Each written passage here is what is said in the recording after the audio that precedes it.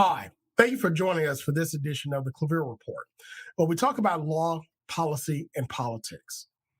On this edition of the Claville Report, on the eve of the trial of the officer that killed George Floyd.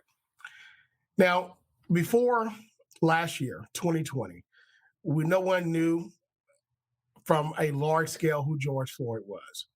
But George Floyd was a name that would create not just a movement, but also create change throughout society, not only in America, but across the globe. George Floyd met his end by the hands of a police officer in Minneapolis, Minnesota, after he was apprehended for a case of possible forgery at a convenience store. He was then taken into custody, but before taken into the actual jail, George Floyd laid on the ground with a police officer's foot on his neck. And the infamous words that have lived on and will continue to do so of "I can't breathe" became the mantra for criminal justice and systematic racism change throughout society. Now, if you saw that video like I did, that was one of the most disturbing acts of evil that anyone would ever see. You have a man that's begging for his life. You have a man who's on the ground, whose bodily fluids have gone haywire, and he's urinating on himself because he's not getting the oxygen that he needs. His soul is slipping away. He's passing from the temporal into the eternal, begging, asking for his mother. And then after he knew that he wasn't going to make it, he said, "I'm done. I'm out of here." And even after he wasn't moving, the foot or the knee on the neck of George Floyd by Derek Chauvin stayed there for several more minutes. And then he was just cast away like he was nothing. Even thinking about it now, at the eve of the trial of Dyer, where they are going to pick the jury, and then 2 weeks later start the trial itself, it to me, I mean, I have emotions that are stoked by that image, just talking about it. But it's a case, an opportunity that the world took to change society as we know it. But the case of George Floyd, unfortunately, in America, is not one that is a single case. It's not one that I would say just happens every now and then. But whether it's George Floyd in 2020, Eric Garner, Trayvon Martin, Ahmaud Arbery, and many, many others, and Brown, these things have happened over the course of time, and they continue to happen all the way back to Rodney King. But I want us to take a look very quickly at a short BBC report that outlines and tracks this as we look at the criminal justice system and bias against African Americans. Take a look. Protests, fury, anger, hurt spilling out across America and around the world. The cause: racism, police brutality, inequality. George Floyd was a 46-year-old father who was stopped by police in Minneapolis on the 25th of May, suspected of using fake money to pay for cigarettes. A white police officer was seen kneeling on Mr. Floyd's neck as he was pinned to the ground. He repeatedly cried, "I can't breathe." He was held down for 8 minutes and 46 seconds. After 6 minutes, he stopped moving.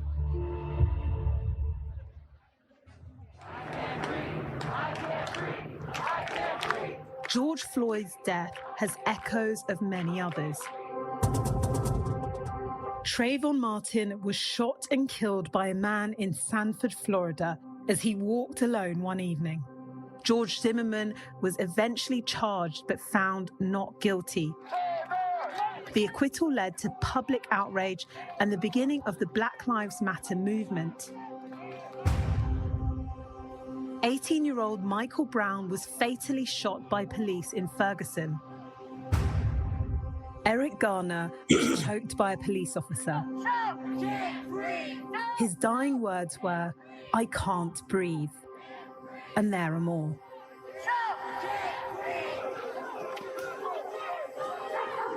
America has a long, painful history of racism and segregation. Until the 60s, African Americans were made to live separately from white people and didn't have the right to vote. Nowadays, policing in America varies from state to state. In North Carolina, it takes just 16 weeks to become a police officer, half the time it takes to become a licensed barber in the state.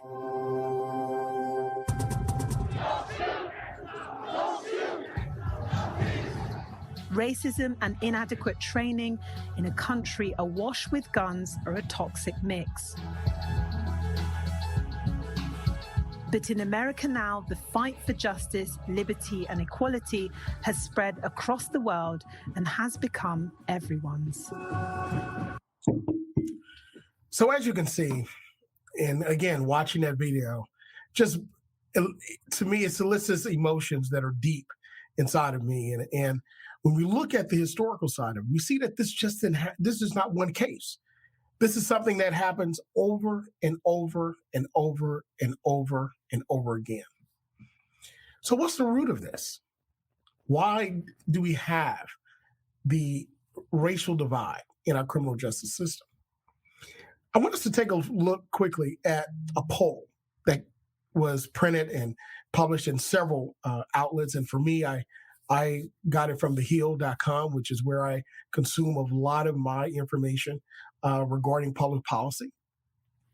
Also, C-SPAN 1, 2, and 3, where you can watch it, things as they happen, both on Capitol Hill, in the House, and the Senate, the Supreme Court, and also policy studies. And again, I'm one that loves, as a professor, I love conferences and symposiums, and I learned quite a bit because these are experts that have done the research and not media personalities that are saying things for a gotcha moment or something of that nature. But I want to take a look at this poll because from the time of George Floyd's death, his murder, and I'm calling it a murder because it was. We saw it. It was. It wasn't negligence. It was absolute murder. From the time of his murder, we see to now, which is 10 months, approximately 10 months before his trial, we see, according to this poll, that the number who think that George Floyd's death was a murder is down more than 20%. That's right. It states that the proportion of Americans who think that George Floyd's death in police custody is down more than 20%, according to this USA Today Ipsos poll. Right? And this poll, because again, when you understand polling, and analysis, you can make numbers say anything. But I want to make sure I give you the parameters of this poll. This poll surveyed 1,165 adults online between March 1st and 2nd. And it has a margin of error of 3.3%. But the margin of error is not really going to be an issue because the numbers that deviate are so large. So that's not going to be an issue. But more than 20%. Now let's look at the divide. Let's break it down by racial divide. Well, before I get there, 36% of those surveyed described Floyd's death as murder compared to 60% who said the same in June. So that 60 in June is down to 36 now. Think about that. What transpired between May 2020 and March 2021? What happened? What changed? The facts are still the same. We still see that Derek Chauvin did not take his foot off his neck. We still see the video shows what it shows. We still see the body camera what it shows. Then what actually changed? Let's take another look here. 17%, according to this poll, said that they didn't know how to describe it, compared to 4% and said the same thing last year. So 4% said, I don't know how to describe it. But 17 said that now we don't know how to describe it. What do you mean you don't know how to describe it? It was a man who was detained. He had handcuffs. He wasn't running anywhere. He wasn't being belligerent. He was just simply saying that he can't breathe. He's claustrophobic. So what you do is you call a paddy wagon, is what we used in the name back in the day. You call it a paddy wagon, and you put him in a larger transporting vehicle. Seems easy enough. It wouldn't take no more than 5 or so minutes for it to get there. But that wasn't done. He laid on the ground. And he asked to lay on the ground to catch his breath. But by laying on the ground, lying on the ground, pressure was applied to stop his breathing and eventually kill him. Let's take a look a little deeper down at this survey. It then said that 8% said it was an accident, as opposed to 3% in June. Let me see. An accident is negligence. I'm a licensed attorney. I practiced trial law and tort injuries and tort claims. And I understand what negligence is, and I understand what an accident is. That was not negligence. That was not an accident. I'm telling you that right now. The officer knew exactly what he was doing. He received warning, okay? He also saw evidence of his actions causing injury and harm, and he ignored all those warnings and continued on. Even the warnings of his officers, because he was a sergeant, so he had others who were below him. Even the suggestions of them. Now, I don't know what the manual says in that jurisdiction, but it simply can't say keep your foot on his neck, right? But again, this is not an accident. It's not negligence. It was intentional. Let's take a closer look at this. Now, with this survey, it says, this article, it comes down to the trial of murder and manslaughter charges, right? Now, we're going to take a look and compare and contrast the Rodney King beating and trial and the George Floyd killing and upcoming trial. I want to warn you that there is a possibility that Derek Chauvin will not be convicted of the greater crime of murder or manslaughter. There is a possibility. But the George Floyd bill, House bill for policing reform, is sought to change that. But it's too late for George Floyd. We'll delve more into the policy in a moment. But I want to get to the divide here, the racial divide in this poll. In this poll found that more Black Americans, 64%, view Floyd's death as murder than white Americans. My question is, duh. But my other question is, what about the other 36% African Americans or Black Americans? But only 28% of white Americans said that his death was a murder. That's less than 1/3 of white Americans, according to the survey. We all saw the same video. We all saw the same leaked body cam video. We all heard what he said, George Floyd said. We all saw in the trial that, well, not the trial yet, but we all saw what transpired afterwards. He couldn't breathe. It was intentional. Now, let's take a closer look at this divide even more. 33% of white Americans describe the incident again as negligence on a police officer's behalf, okay? Compared to 16% of Black Americans. Again, I question anyone that's caused that an accident. But 60% of those who have heard about the trial said that they hope he is convicted, including 54% of white Americans and 76% of Black Americans. I mean, again, I question all these people, but that say he should not be convicted. But at the same time, you do have your opinion. This is America. But what I'm saying is that when we take a look at the video, when we take a look at what transpired, how can you come to any other conclusion? Now, to the degree of what type of death, what type of charge he should be convicted of, that's one thing I want us to understand, that it's a possibility. It may not be the greater or convicted at all. And it may be that he served enough time that he may get out for quote unquote time served, which, by the way, he's out on bail right now. But let's take a look at what happened almost 30 years ago at this point. In California, there was a man named Rodney King who was pulled over for speeding in that area. He was then pulled over. 4 officers were caught on video beating him with batons over and over again, with 4 other officers standing around, beating him. And, we all know he was hit 40 times. 40 times. And the late, great attorney that he had ended up prosecuting that trial. Well, actually taking that trial to court, not prosecuting him, but taking that trial, defending him. And we see what happened. But unfortunately, we see where they were not convicted criminally. But of course, on the civil side, of course, they were found liable. But I want you to understand that this thing called qualified immunity.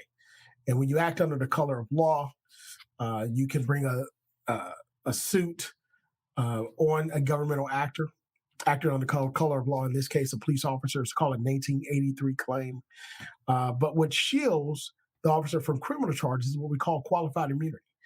That's an extremely high standard that you have to prove that the officer actually did something wrong. And even when they did something wrong, it even shields them further. It's almost a get out of jail free card. It's the ultimate protection that anyone can have. But in the Rodney King case, you had video. I mean, there was, if anyone saw that video, you could not come to any other conclusion, but they were punishing him. Now, if he was erratic, the way that they described him to be, if he was not cooperative, if he was, quote unquote, they knew he was hyped up on drugs and so forth, quote unquote, they knew. How can you know without a toxicology report? Then all you have to do is detain him. You could hog tie him. You had 8 officers there, and they could have transported him in a police car or transported him in what we call now, again, like I said, a paddy wagon, a larger transport vehicle. But they hit him 40 times, 40 times, 40 times with a baton. That is a very hard wooden stick that is reinforced. 40 times. And with all of that video information, with all of that, and by the way, the gentleman that caught that had just gotten that video camera for his birthday. And he was just trying it out and happened to just catch that beating. And they ended up meeting each other at a gas station, ironically, after everything was over with. But after that, after seeing the video, there's no other conclusion you can come to that they were almost trying to kill him. But we all know he got off. The police officers got off. And we know now of the Rodney King or the LA riots that happened, that they're calling it civil unrest. And we see what happened. And the country was split across racial lines, even then. Even to this day, I remember about 15 years ago, I heard someone say, I was a colleague, and we were working, actually almost 20 years ago, actually it was 20 years ago, saying, we were talking about various things, and they were talking around me, and whatever you would say, yeah, Rodney King, if he only would have just stopped moving. And I'm saying to myself, how would you like to be hit 40 times with a baton and say, hey, I've stopped moving, stop hitting me? He was trying to get away, and you would do the same. But that sparked civil unrest. Now, fast forward 30 years, we have the murder of George Floyd. Now, just before that, we had Eric Garner, who was put in a chokehold. And he was saying, I can't breathe, I can't breathe, I can't breathe, I can't breathe. And he continued to chokehold the officer, and not just choked him out, but killed him till he was limp. He wasn't moving.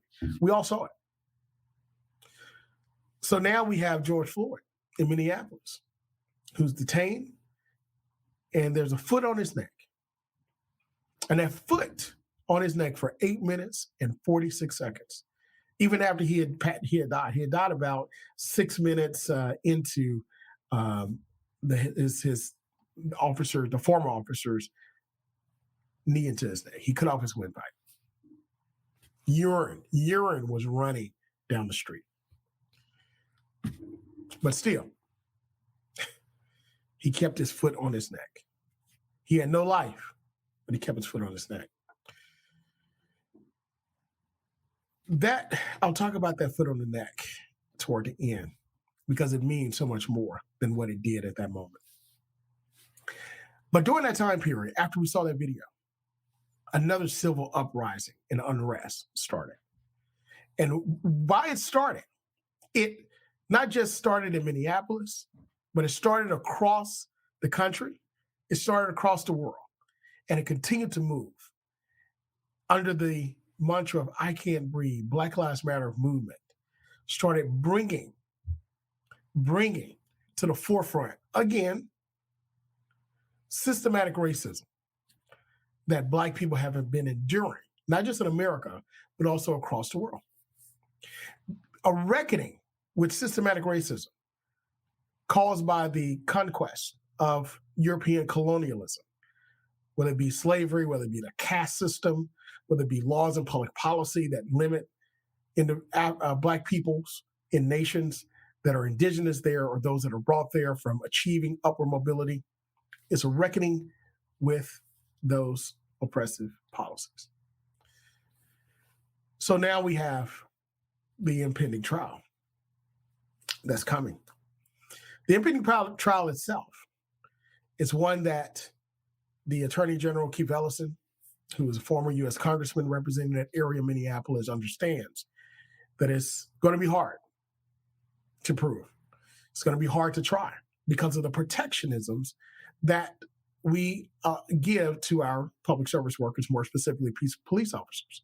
Keep in mind, no one is against police officers. No one's against doing away with police as good policy.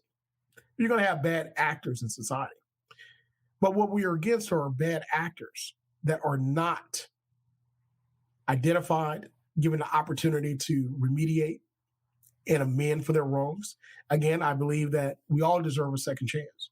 God gives us many chances. And by the same measure of grace that you give is the same measure that you're going to receive. But an opportunity to identify bad actors, identify them, give them opportunity to remediate and hold them accountable. And if it's so egregious, then of course, hold them accountable to the highest level of the law. So we're not against police. We're not against good police officers. We're not against priests. We're not against anyone that serves and puts their lives on the line as a first responder. We're not against them. We're simply against the bad actors that are not held accountable. And there are policies that help to continue to foster that type of behavior without being checked. President Obama tried Policing in America, 21st Century. He put together a panel, put together the best and the brightest in the country. And it sits on the shelves of many individuals, probably in the trash can of some that don't want to change. We have many stories out of even New York City, where officers, right now there's a lawsuit that was filed by Black officers that were told to continue chasing and only arresting Black and brown people. Even if you see someone who's white, someone who's Asian, let them go. Only go after the Black and the brown. So we continue to see the systematic racism in our systems without being held accountable. The time period between Rodney King and George Floyd are eerily similar. Eerily similar. We see the racial divide by the poll numbers. Again, you can go to thehill.com and see that. USA Today, Ipsos poll. You can also go to other reporting news outlets. That's the one that I rely upon. And you'll see it. And understand that there's a perception that's there, that exists. That's still a great divide, a great rift between our country, between our Black and white citizens. And people who have different experiences, but see the exact same incident, but come to a different conclusion. What is my hope? My hope is that, of course, justice is done.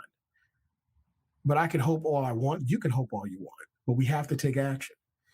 One thing that has taken place in Congress is a George Floyd bill, the policing bill itself. The policing bill is one that holds police accountable, addresses accountability measures by creating funds for independent investigations. Secondly, it also does away and limits qualified immunity in many cases.